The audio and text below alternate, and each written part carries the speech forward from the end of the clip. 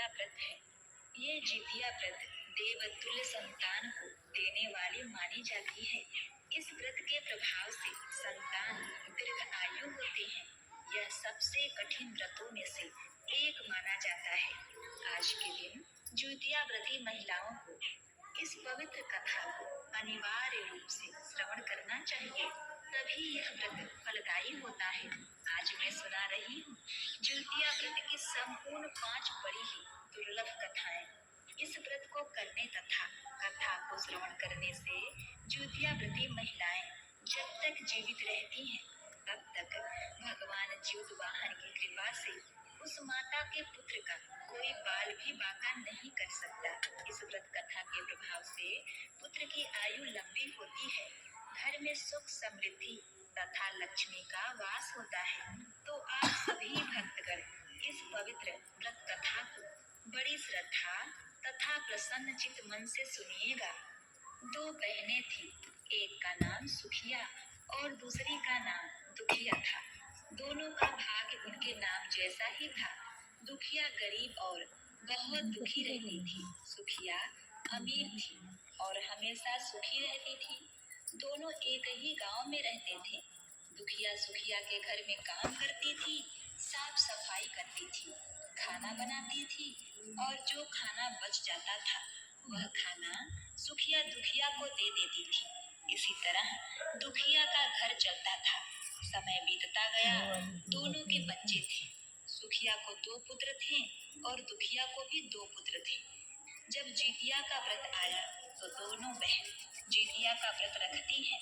अब देखिए, दुखिया सुखिया के घर में काम करती थी। व्रत के दिन दुखिया ने सुखिया के घर जो चावल फटका था, चावल को साफ किया था, उसमें से जो खुद्दी निकला वह अपने लिए रख ली और साफ चावल सुखिया को दे दी। फिर साग को चुनती है, पत्तियों को डंठल से अलग करती है।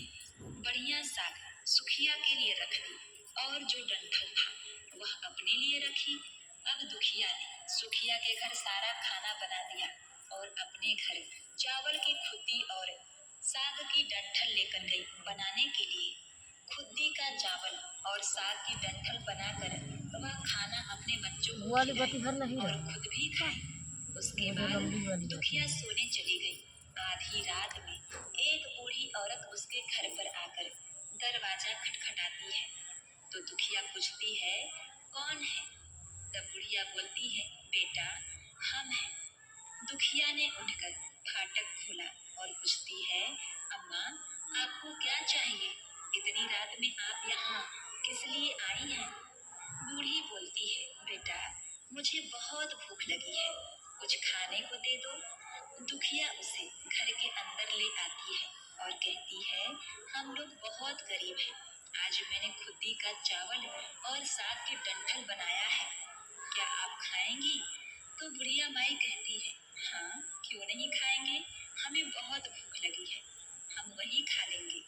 दुखिया अंदर जाकर खुद्दी का चावल और साग की डंठल लाती है, बूढ़ी को खाने के लिए दे देती है।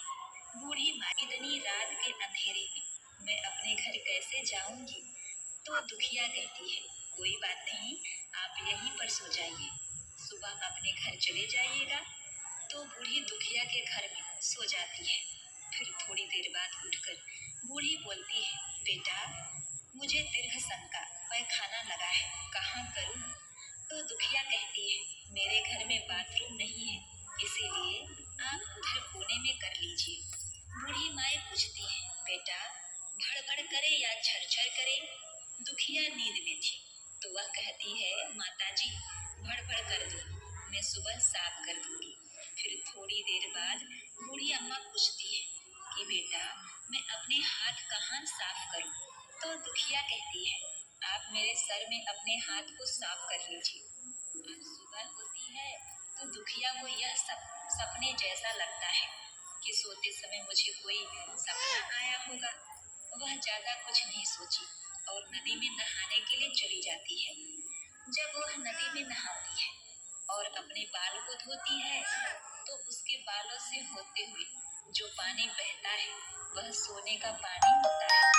आसपास की सभी महिलाएं यह देखकर चकित हो जाती हैं।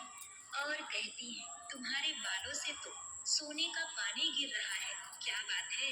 फिर क्या था? उसे रात की सारी बात याद आ जाती है। वह दौड़कर अपने घर की ओर भागती है, यह सोचकर कि उसका घर दीर्घ शंका से गंदा हुआ होगा, पहले उसको साफ करना होगा। जब वह अपने घर में जाती है तो देखती है कि घर के हर कोने में ढेर सारा सोना बिखरा पड़ा है। यह देखकर दुखिया बहुत ही खुश हो जाती है और सोचती है कि जीवतवाहन भगवान की कृपा से जो मेरे घर रूप धारण करके आए थे, मुझे इतना आशीर्वाद दिया। अब दुखिया धनवान हो गई थी। अब क्या था? सुखिया के घर जाना और काम करना बंद कर देती है। दुखिया अब अपना व्रत पूरा करती है तो अपने पुत्र से कहती है कि जाओ मौसी के घर से तराजू लेकर आओ, यह नापने के लिए कि यह सोना कितना है। बच्चा बहुत खुशी से सुखिया मौसी के घर जाता है और तराजू मांगता है। सुखिया पूछती है कि तराजू पर क्या नापना है, तो बच्चा बोला, मेरे घर में बहुत ढेर सारा सोना है, उसी को माँ नापेगी। सुखिया कहती है, खाने के लिए तुम्हारे पास कुछ भी नहीं है और सोना नापेंगे, मुझसे झूठ कहते हो। तो बच्चा कहता है, नहीं, मैं झूठ नहीं बोल रहा हूँ। जय माता। सुखिया सोचती है कि जब तराजू मांगी है तो कुछ न कुछ जरूर ही नापेगी। बंद कर दो भैया।